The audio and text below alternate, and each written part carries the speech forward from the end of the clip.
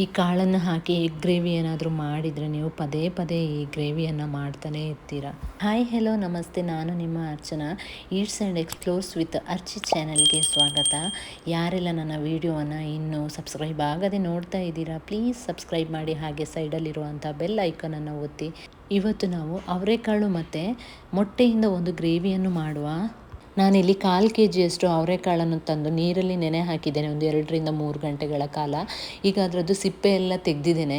ಸಿಪ್ಪೆ ಜೊತೆ ಕೂಡ ನೀವು ಗ್ರೇವಿ ಮಾಡ್ಬೋದು. ನನಗೆ ಟೇಸ್ಟ್ ಅಷ್ಟಾಗಿ ಚೆನ್ನಾಗಿ ಆಗೋದಿಲ್ಲ ಅಂತ ಹೇಳಿ ನಾನು ಸಿಪ್ಪೆಯನ್ನು ತೆಗೆದಿದ್ದೇನೆ. ನೋಡಿ, ಸೈಡಲ್ಲಿ ಇಟ್ಕೊಳ್ಳಿ. ಈಗ ನಾವು ಇದಕ್ಕೆ ಈ ಗ್ರೇವಿಗೆ 9 ಮೊಟ್ಟೆಯನ್ನು ತಗೊಳ್ತಾ ಇದ್ದೇನೆ ನಾನು. ನಿಮಗೆ ಎಷ್ಟು ಕ್ವಾಂಟಿಟಿ ಬೇಕೋ ಅಷ್ಟರಲ್ಲಿ ಮಾಡಿ.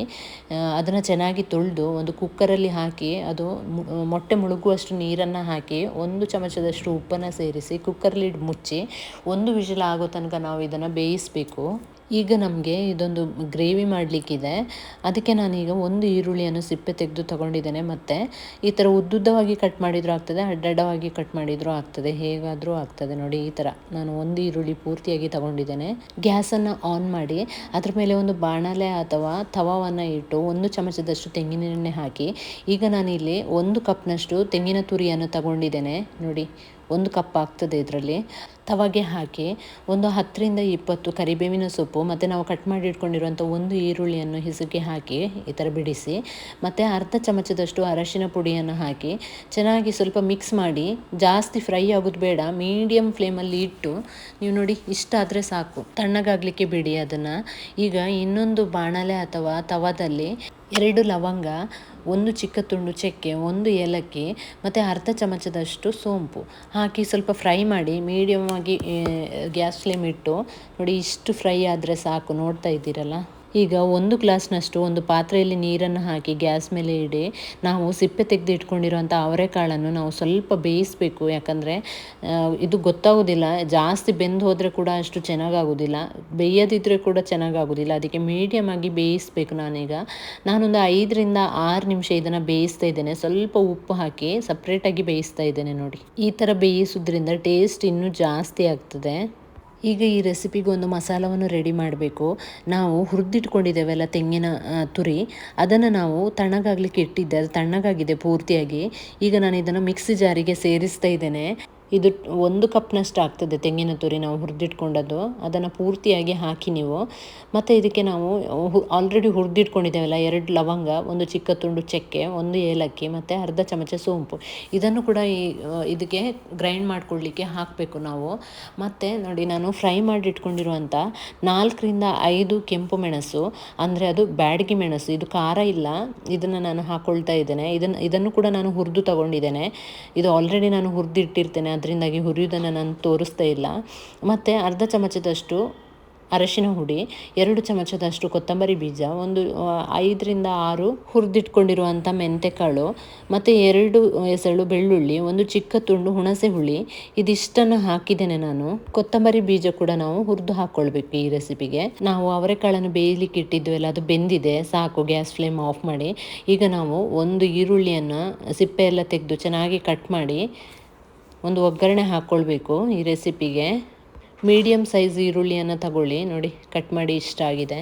ಈಗ ನಾವು ಗ್ಯಾಸ್ ಫ್ಲೇಮನ್ನು ಆನ್ ಮಾಡಿ ಒಂದು ಬಾಣಲೆ ಅಥವಾ ಪ್ಯಾನನ್ನು ಇಟ್ಟು ಅದಕ್ಕೆ 1 ಚಮಚದಷ್ಟು ತೆಂಗಿನ ಎಣ್ಣೆಯನ್ನು ಹಾಕಿದ್ದೇನೆ ನಾನು.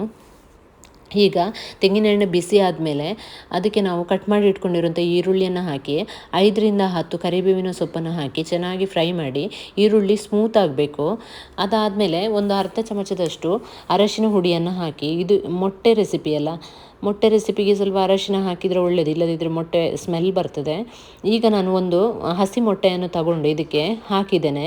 ನೋಡಿ, ಈ ಥರ ಫ್ರೈ ಮಾಡಿ ಈರುಳ್ಳಿ ಜೊತೆ ಚೆನ್ನಾಗಿ ಫ್ರೈ ಮಾಡಿ. ಇದು ಆಲ್ಮೋಸ್ಟ್ ಬುರ್ಜಿ ಮಾಡ್ತೇವಲ್ಲ ಆ ಥರ ಆಗ್ತದೆ. ಅಲ್ಲಿವರೆಗೂ ನಾವು ಇದನ್ನು ಫ್ರೈ ಮಾಡಬೇಕು. ಹಸಿ ಮೊಟ್ಟೆ ಉಂಟಲ್ಲ, ಅದು ಕಂಪ್ಲೀಟ್ಲಿ ಆಪ್ಷನಲ್. ನಿಮಗೆ ಇಷ್ಟ ಇದ್ದರೆ ಹಾಕಿ, ಇಲ್ಲದಿದ್ದರೆ ನೀವು ಸ್ಕಿಪ್ ಕೂಡ ಮಾಡ್ಬೋದು. ನಾನು ಯಾಕೆ ಹಾಕ್ತಾ ಇರೋದಂದರೆ ಗ್ರೇವಿ ತುಂಬ ಟೇಸ್ಟಿಯಾಗಿ ಬರ್ತದೆ ಅದಕ್ಕೆ. ಈಗ ನಾವು ಅವರೆಕಾಳನ್ನು ಬೇಯಿಸಿಟ್ಟಿದ್ದೇವಲ್ಲ, ಅದನ್ನು ಇದಕ್ಕೆ ಸೇರಿಸಬೇಕು. ಸೇರಿಸಿ ಸ್ವಲ್ಪ ಮಿಕ್ಸ್ ಮಾಡಿ, ಚೆನ್ನಾಗಿ ಮಿಕ್ಸ್ ಆಗಲಿ ಕಂಪ್ಲೀಟಾಗಿ. ಸ್ವಲ್ಪ ಆಯಿಲಲ್ಲಿ ಫ್ರೈ ಆಗ್ತದಲ್ಲ, ಆವಾಗ ಇನ್ನೂ ಟೇಸ್ಟ್ ಇನ್ಕ್ರೀಸ್ ಆಗ್ತದೆ ಅಂಥೇಳಿ. ಈಗ ಅವರೆಕಾಳಿದು ಸೀಸನ್ ಅಲ್ವಾ, ಮಾರ್ಕೆಟಲ್ಲಿ ಎಲ್ಲಿ ನೋಡಿದರೂ ಅವರೆಕಾಳು ಕಾಣ್ತದೆ. ಚೆನ್ನಾಗಿ ಫ್ರೈ ಆಗಿದೆ. ಇವಾಗ ನಾವು ರೆಡಿ ಮಾಡಿ ಇಟ್ಕೊಂಡಿದ್ದೇವಲ್ಲ ಮಸಾಲ, ಅದನ್ನು ಹಾಕಬೇಕು ಇದಕ್ಕೆ. ಹಾಕಿ ನೋಡಿ, ನಾನು ಮಿಕ್ಸಿ ಜಾರ್ಗೆ ಒಂದು ಗ್ಲಾಸ್ನಷ್ಟು ನೀರು ಹಾಕಿ ಅದನ್ನು ತೊಳೆದು ಇದಕ್ಕೆ ಹಾಕಿದ್ದೇನೆ. ಸ್ವಲ್ಪ ಮಸಾಲೆ ಎಲ್ಲ ಉಳ್ಕೊಂಡಿರ್ತದಲ್ಲ, ಅದನ್ನು ತೊಳೆದು ಇದಕ್ಕೆ ಹಾಕಿದ್ದೇನೆ.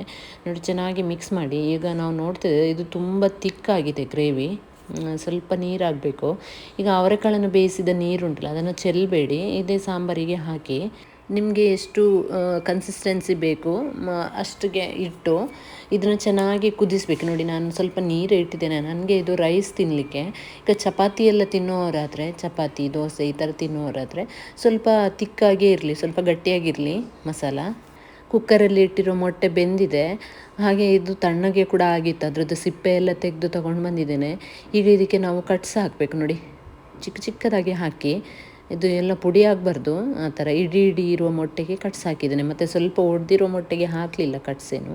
ಮಸಾಲ ಹಾಕಿದ ಮೇಲೆ ನಾವು ಕುದಿಲಿಕ್ಕೆ ಬಿಟ್ಟಿದ್ದಲ್ಲ, ನೋಡಿ ಕುದೀತಾ ಉಂಟು. ಈಗ ನಾವು ಇದಕ್ಕೆ ಬೇಯಿಸಿರುವ ಮೊಟ್ಟೆಯನ್ನು ಹಾಕಬೇಕು. ನೋಡಿ, ಒಂದೊಂದಾಗಿ ಹಾಕಿ ಮೊಟ್ಟೆ ಎಲ್ಲ ಹಾಕಿದ ಮೇಲೆ ಬಾಯಿ ಮುಚ್ಚಳ ತೆರೆದಿಟ್ಟೆ 1-2-3 ನಿಮಿಷ ಕುದಿಸಿ. ನೋಡಿ, ಎಲ್ಲ ಮೊಟ್ಟೆಗೆ ಮಸಾಲ ತಾಗೋ ಹಾಗೆ ಮಿಕ್ಸ್ ಮಾಡಿ 1-2-3 ನಿಮಿಷ ಆಯಿತು. ಈಗ ನಾನು ಮತ್ತೆ ಇದಕ್ಕೆ ಬಾಯಿ ಮುಚ್ಚಳ ಮುಚ್ಚಿಟ್ಟು 3-4 ನಿಮಿಷ ಮತ್ತೆ ಕುದಿಸ್ತಾ ಇದ್ದೇನೆ. ನೋಡಿ, ಬಾಯಿ ಮುಚ್ಚಳ ತೆಗೆದಾಗ ಈ ಥರ ಕಲರ್ ಬಂದಿದೆ, ಚೆನ್ನಾಗಿ ಕುದಿದಿದೆ. ಸಾಂಬಾರನ್ನು ನೀವು ನೋಡ್ತಾ ಇರ್ಬೋದು, ತುಂಬ ದಪ್ಪ ಕೂಡ ಅಲ್ಲ, ತುಂಬ ತೆಳು ಕೂಡ ಅಲ್ಲ, ಮೀಡಿಯಮ್ ಕನ್ಸಿಸ್ಟೆನ್ಸಿನಲ್ಲಿ ಉಂಟು. ಇದರಲ್ಲಿ ನಾನು ರೈಸನ್ನು ತಿಂತಾ ಇರೋದ್ರಿಂದ ಈ ಥರ ಮೀಡಿಯಮ್ ಕನ್ಸಿಸ್ಟೆನ್ಸಿನಲ್ಲಿ ಇಟ್ಟಿದ್ದೇನೆ. ನಿಮಗೆ ದೋಸೆ ಚಪಾತಿ ಈ ಥರದ್ದೆಲ್ಲ ತಿನ್ನೋದಾದರೆ ಸ್ವಲ್ಪ ದಪ್ಪವಾಗಿ ಇಡಿ. ಈಗ ನಾನು ಒಂದು ಸ್ವಲ್ಪ ಕೊತ್ತಂಬರಿ ಸೊಪ್ಪಿಂದ ಗಾರ್ನಿಷ್ ಮಾಡ್ತಾ ಇದ್ದೇನೆ. ರುಚಿಯಾದಂತಹ ಮೊಟ್ಟೆ ಮತ್ತು ಅವರೆಕಾಳಿನ ಗ್ರೇವಿ ರೆಡಿಯಾಗಿದೆ. ನೀವು ಕೂಡ ಟ್ರೈ ಮಾಡಿ. ಈ ರೆಸಿಪಿ ನಿಮಗೆ ಇಷ್ಟವಾಗಿದ್ದಲ್ಲಿ ಲೈಕ್ ಮಾಡಿ, ಶೇರ್ ಮಾಡಿ, ಕಮೆಂಟ್ ಮಾಡಿ, ಪ್ಲೀಸ್ ಸಬ್ಸ್ಕ್ರೈಬ್ ಮಾಡಿ. Thank you so much for watching. ಮುಂದಿನ ವಿಡಿಯೋದಲ್ಲಿ ಸಿಗ್ತೇನೆ.